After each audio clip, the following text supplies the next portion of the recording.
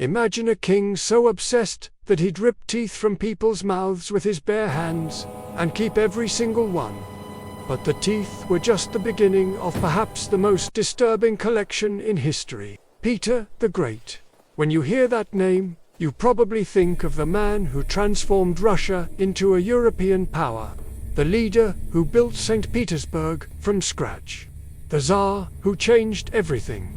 But there's a side to him that history books tend to overlook. A side that'll make you question whether this man was a visionary, genius, or stark raving mad. Because while he was building palaces and modernizing an entire empire, he was also building something far more sinister. A collection, and we're not talking about coins or paintings. Before we get stuck into this disturbing story, I need your help. If you're finding this fascinating, hit that subscribe button right now. And down in the comments, tell me where you're watching from. Are you in London, Manchester, perhaps somewhere else entirely? I want to know. And while you're there, leave your thoughts on what we're about to discuss. This story is properly mental, and I want to hear what you think about it. To understand Peter's bizarre obsession, first you need to understand who he was. Born in 1672, Peter wasn't like other Tsars. From childhood, he was different. While other Russian nobles spent their time at elegant parties and endless religious ceremonies, Peter was fascinated with practical things, tools, machines, anatomy, science. But there was a problem. 17th century Russia was lagging far behind the rest of Europe. While countries like England, France, and Holland were diving headfirst into the scientific revolution, Russia was still living essentially in the Middle Ages. The Orthodox Church controlled everything. Any sort of scientific thinking was viewed with suspicion. Dissecting bodies, unthinkable. Studying anatomy, heresy. Peter hated this. He wanted Russia to modernize. He wanted his people to stop being afraid of knowledge.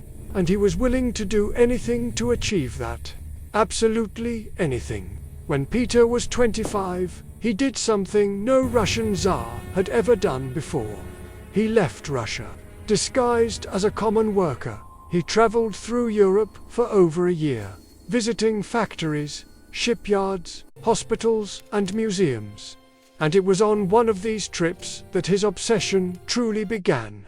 In Holland, Peter visited the Cabinet of Curiosities of Frederick Rouge, a famous anatomist. Nowadays, we call these places museums. But back then, they were collections of the macabre basically, rooms full of strange things that wealthy people collected. Bones, stuffed animals, fetuses preserved in alcohol, surgical instruments, anything unusual or bizarre. Peter was utterly fascinated. He spent hours looking at every jar, every specimen, every anomaly. Rouge had specialized in preserving bodies and body parts, using techniques he'd developed. The fetuses looked like they were sleeping inside the glass jars. The organs retained their colors. It was disturbing, but Peter thought it was beautiful. He didn't just visit the cabinet several times. He bought Rouge's entire collection, everything. He paid a fortune for it, more than 30,000 rubles. An absurd amount for the time, and had everything shipped to Russia in special vessels. But buying someone else's collection wasn't enough. Peter wanted his own, and he wanted it to be bigger, more impressive, more complete. So he began building what would be called the Kunstkamera, Russia's first public museum. Except this museum would be unlike any other in the world. Peter began issuing official decrees. Anyone in Russia who had a baby with deformities had to hand over the body to the Tsar. It wasn't a request, it was an order. Conjoined twins, children with extra limbs, babies with anencephaly, everything had to be sent to St. Petersburg to become part of the Imperial collection. He also ordered that any strange animal found in the Russian Empire should be preserved and sent to him. two-headed calves, lambs with 5 legs. Anything that deviated from normal, but Peter's obsession went far beyond dead specimens. He wanted living people as well. And that's when things became truly ghastly. Peter began gathering people with dwarfism. He called them dwarfs and treated them like living collection pieces. He wasn't interested in helping them or truly understanding their medical condition. He wanted them on display, to entertain guests, to study as if they were exotic animals. He went so far as to organize marriages between these people as entertainment for the court. In 1710, he organized a mass wedding where more than 70 people with dwarfism were forced to marry, while Russian nobility watched and laughed. The Tsar wanted to see if they'd have children with dwarfism as well. It was a human experiment disguised as a party. People were kept in the palace, used as entertainment at banquets, and forced to perform. They had no choice. You don't say no to the Tsar of Russia. And then there was the matter of the teeth. Peter the Great had a bizarre obsession with dentistry. He genuinely believed he was a master at extracting teeth. He carried a set of dental tools with him everywhere, and whenever someone at court complained of toothache, Peter insisted on pulling the tooth personally. The problem is that Peter wasn't a dentist. He had no actual training. He just thought he knew what he was doing because he'd read some books and watched some procedures in Europe. So when he pulled someone's tooth, he usually pulled the wrong one, or snapped the tooth, or caused a horrific infection. But nobody could refuse. If the Tsar wanted to pull your tooth, you had to let him. Even if your tooth was perfectly healthy, even if you were screaming in pain. Peter saw this as practice, as science, as education, and he kept every tooth he pulled, every single one. He kept them in a special box, catalogued and organized. When he died, his collection had more than 100 teeth. Teeth from nobles, from servants, from soldiers, anyone unlucky enough to moan about a toothache near him. The collection is preserved to this day at the Kunstkamera Museum in Saint Petersburg. You can go there and see it.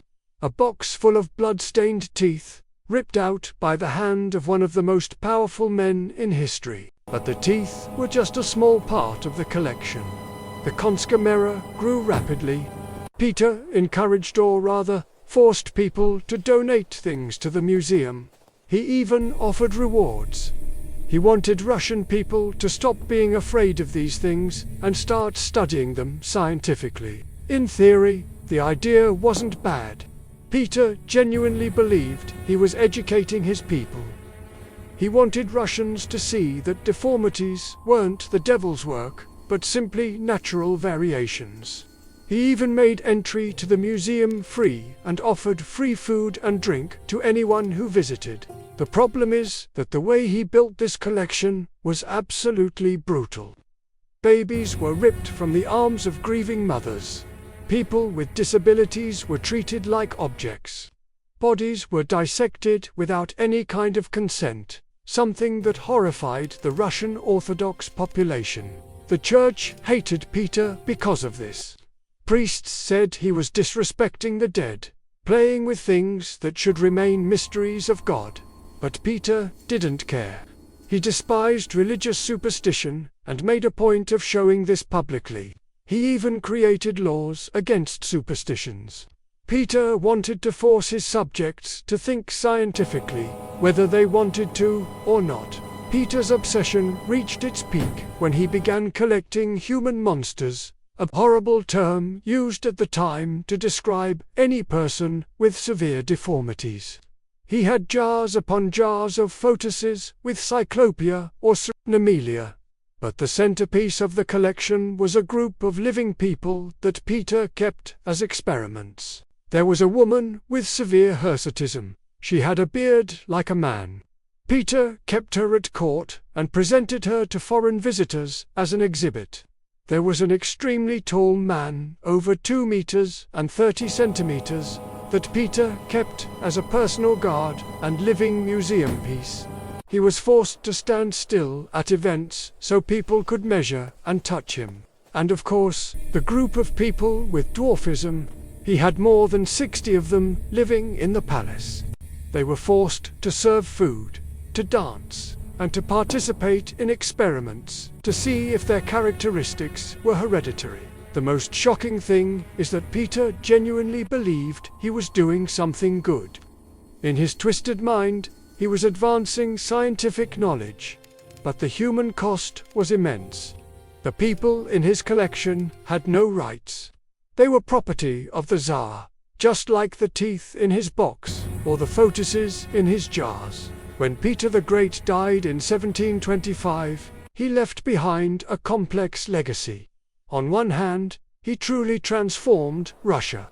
He built a powerful navy and the beautiful city of Saint Petersburg. But he also left behind a collection that shows the darker side of his personality. What you won't see in the museum today are the living people he kept. But historical records make it clear they suffered. They were dehumanized in the name of science and progress. The story of Peter the Great makes us think about a complicated question.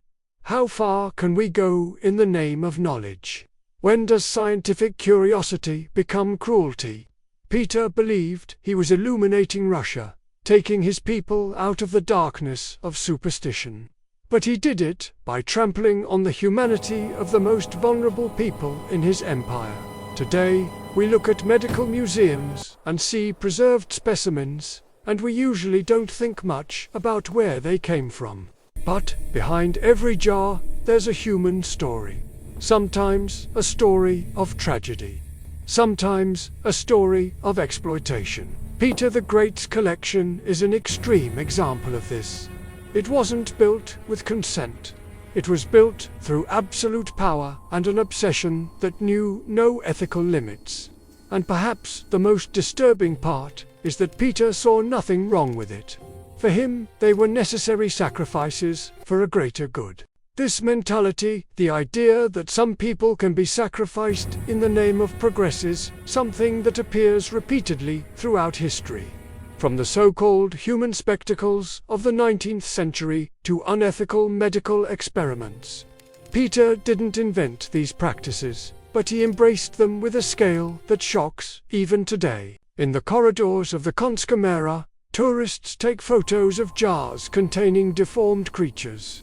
But few stop to think that each one of those specimens was once a baby expected by a family. And then it was confiscated to become part of an imperial collection. Peter's box of teeth is also there. Imagine having no choice but to let a man shove rusty tools into your mouth. The people with dwarfism he kept. When they died, some of them likely ended up in those very jars. The Kunstkamera was Russia's first public museum. It was free to visit, but it cost dearly for the people who became part of it. Peter the Great died at 52, probably from a bladder infection. In his final days, while suffering terrible pain, no doctor dared treat him aggressively. Perhaps they knew how brutal Peter himself was with his own patients. His legacy is a preserved testament to an era when scientific curiosity knew no ethical boundaries. A reminder that progress and cruelty can walk hand in hand. When you see a photo of a jar containing a specimen, remember that jar was once a human life. That is the dark truth behind Peter the Great's collection. It's about the human cost of obsession. It's about what happens when unlimited power meets ethics-free curiosity. And perhaps the most important lesson is this. Whenever someone says they're doing something cruel in the name of progress, we should ask progress for whom? Knowledge at what cost? And who's paying that price? In Peter the Great's case, he gained the glory. His name entered history as a great leader. But it was his most vulnerable subjects who paid the real price. And many of them are still paying, preserved forever in glass jars, so tourists can look and take photos. If this story shocked you, You need to see the next video about the most insane medical practices in history.